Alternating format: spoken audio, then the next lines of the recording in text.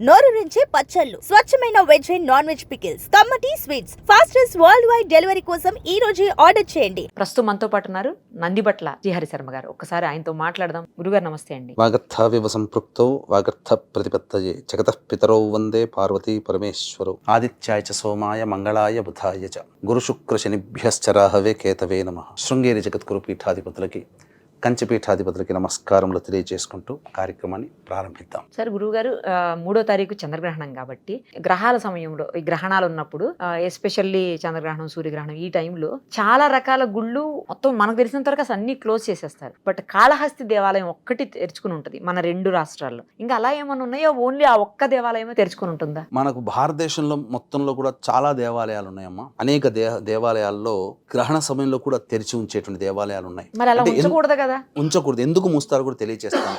గ్రహణ సమయంలో విషవాయువులు అనేటువంటివి వస్తాయి కదమ్మా. ఈ వచ్చిన విషవాయువులు అంటే ఏంటంటే, ఒక రకంగా చెప్పాలంటే మనకు మన అందరికీ ప్రేక్షకులకి అందరికీ అర్థమయ్యేటట్టు చెప్పాలంటే నెగిటివ్ ఎనర్జీ. దేవాలయంలో ఏముంటుంది? పాజిటివ్ ఎనర్జీ ఉంటుంది. వేల సంవత్సరాల నుంచి అర్చనాభిషేకాదులు జరిపించినట్టు కానించి ఒక శక్తి కేంద్రీకృతం అవుతుంది. ఆ శక్తి సన్నగిల్లకుండా ఉండడం కోసం గ్రహణ సమయం వేద ఎప్పుడైతే ప్రారంభమవుతుందో అప్పటి నుంచి కూడా మొత్తం గుడి తలుపులు మూసేసి దర్శనాలన్నీ బంద్ చేస్తారు. స్వామివారి విగ్రహానికి, అమ్మవారి విగ్రహానికి శ్వేత వస్త్రాన్ని ధరింపచేస్తారు. అలాగే ఈ యొక్క సంబంధించినటువంటి ధ్వజస్తంభం దగ్గర దేవాలయంలో స్వామివారి, అమ్మవారి పాదాల చెంత వారి విగ్రహాల చుట్టూ దర్భ కుచ్చలు కడతారు. ఎందుకనంటే ఈ కిరణాలు, అతినీల లోహిత కిరణాలు దేవాలయంలో ప్రవేశించిన ధ్వజస్తంభం అంటే ఏంటమ్మా? దేవాలయం ఉన్నంత వరకు ధ్వజస్తంభం నిలిచి ఉంటుంది. ఆ ధ్వజస్తంభం ఒక రకమైనటువంటి శుద్ధమైనటువంటి కలపతో తయారు చేస్తారు. అది పాడవకుండా ఉండాలంటే ఇటువంటివి కట్టాలి. కాబట్టి దేవాలయ విగ్రహం కూడా ఈ అతినీల లోహిత కిరణాలు పడిన తర్వాత, గ్రహణం ద్వారా వచ్చే కిరణాలు పడడం ద్వారా కొన్ని పగుళ్ళు వస్తాయని చెప్పి కప్పివేస్తారు. ఆ తర్వాత అంతా కూడా నీట్గా కడుగుతారు.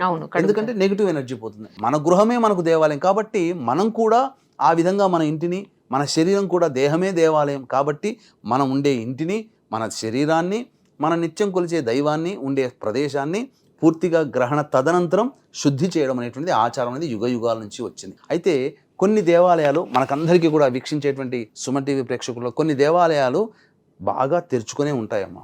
కొన్ని దేవాలయాలకి మనకు తెలిసిందల్లా ఒక్కటే శ్రీకాళహస్తి. వాస్తవం. ఎందుకనంటే ఆ శ్రీకాళహస్తి స్వరూపాన్ని కనుక చూసినట్లయితే ఆ యొక్క శివలింగానికి ఆచ్ఛాదనగా, అలంకరణగా 9 స్టెప్స్ ఉన్నటువంటి బంగారు కవచం తొడుగుతారు. అది 9 గ్రహాలకి సూచికగా. అలాగే ఆ యొక్క శివలింగానికి చుట్టూ కూడా జ్యోతులు, 27 జ్యోతులు ఉంటాయి. 27 నక్షత్రాలకి సూచికగా. కాబట్టి 27 నక్షత్రాలని, గ్రహాలని అదుపులో ఉంచుకున్నవాడు పరమేశ్వరుడు. ఆ దేవాలయం వాయులింగ రూపంలో వెలిసినటువంటిది. కాబట్టి అక్కడ ఈ రాహుకేతుల యొక్క స్పర్శ అనేటువంటిది ఉండదు. కాబట్టి గ్రహణాలు అనేటువంటి రాహుకేతుల ప్రభావం వల్లనే సూర్యచంద్ర గ్రహణాలు వస్తే రాహుకేతుల ప్రవేశమే అక్కడ లేదు. కాబట్టి అక్కడ నిస్సంకోచంగా ఆ దేవాలయం అనేటువంటిది తెరిచి ఉంచుంది. అంతేకాకుండా కేతుగ్రహం అనేటువంటిది మన పూర్వజన్మ కర్మదోషాన్ని తొలగించేటువంటిదమ్మా. ఇది కేతుగ్రహం పూర్వజన్మ కర్మదోషాలని తెలియజేసేది, తొలగించేది కూడా కేతుగ్రహమే.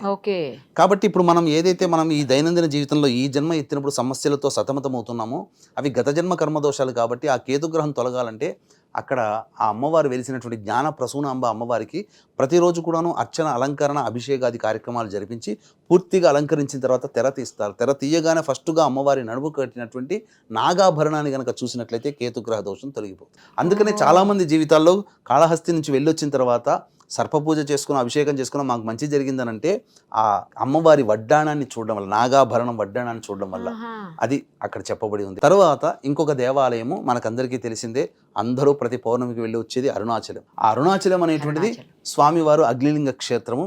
ఆ లింగము కాడ్మియం అనేటువంటి యొక్క లోహంతో తయారు చేయబడినటువంటిది. స్వయంభూవినే అది కూడా. అందుకనే ఆ కాడ్మియం ఎప్పుడు కూడాను వేడిగా ఉంటుంది. అందుకనే లోపల ఉండే అర్చన చేసే అర్చకులకు ఎప్పుడు కూడా చెమట ఉంటుంది. 100 ఫారెన్హీట్ డిగ్రీస్లో ఉంటుంది ఎప్పుడు కూడా ఆ గర్భాలయం. అందుకనే ఎప్పుడు సెగలు పొగలు కక్కుతూ ఉంటాయి వాళ్ళ దేహాలు. ఇక ఆ దేవాలయం ఒకటి. ఆ తదనంతరం మనకు అందరికీ బాగా తెలిసినటువంటిది ఈ యొక్క కాళేశ్వరం, ఉజ్జయిని మహంకాళేశ్వర దేవాలయం.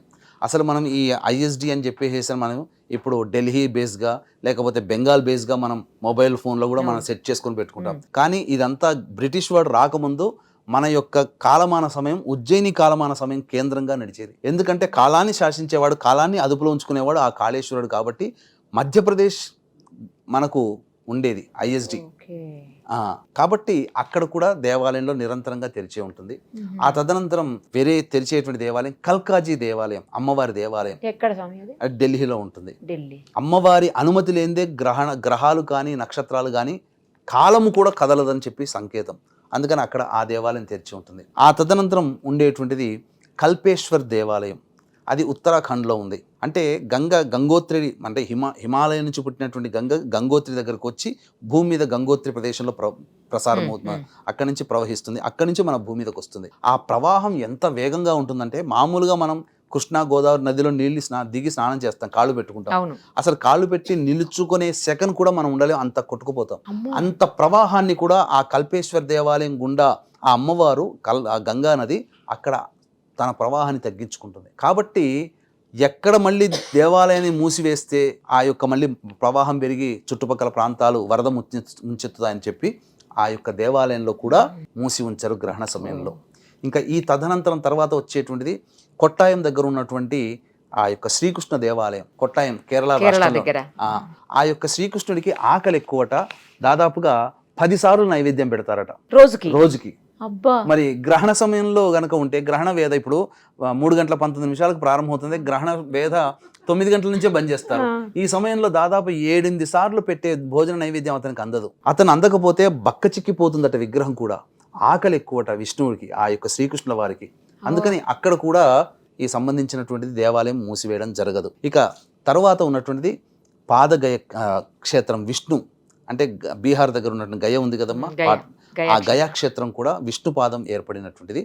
అక్కడ సాధారణంగా ఏంటంటే గ్రహణ సమయంలో ఉన్నప్పుడు విశేషంగా పితృకార్యాలు, తర్పణాలు, పిండ ప్రదాన కార్యక్రమం చేయాలి. గయలో చేస్తారు. ఈ గ్రహణ సమయంలో విశేషం కాబట్టి అక్కడ ఖచ్చితంగా ఆ సమయంలో మూసి ఉంచరు. ఇంకా మనకు స్వామినాథన్ దేవాలయం అని చెప్పేసి రాజస్థాన్ బికనూర్లో ఉంది. బికనీర్. అక్కడ ఆ స్వామివారికి ఒకానొక సందర్భంలో గ్రహణ సందర్భంగా ఒకసారి మూసివేస్తే దగ్గరలో ఉన్నటువంటి మిఠాయి వ్యాపారస్తుడికి కల్లో కనిపించి, మీరు గుళ్ళు మూసేశారా, నాకు ఆకలిస్తుందిరా అని అన్నాడట.